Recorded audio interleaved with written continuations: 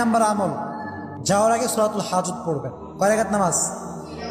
1 number. 2 number, যখন exam দেওয়া start করবেন পড়বেন বিসমিল্লাহির রহমানির রহিম।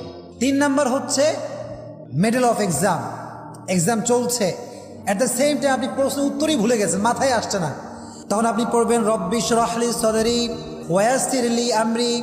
পড়েন আবার আমার সঙ্গে, রব্বি ইশরাহ লি সাদরি ওয়া ইয়াসসির লি আমরি। পড়বেন ইনশাআল্লাহ। আবার যদি ভুলে যান বেশি বেশি পড়বেন দুরুদে আমার সঙ্গে পড়েন আল্লাহুম্মা সাল্লি আলা মুহাম্মদ ওয়া আলা আলি মুহাম্মদ কামা সাল্লাইতা আলা ইব্রাহিম ওয়া আলা আলি ইব্রাহিম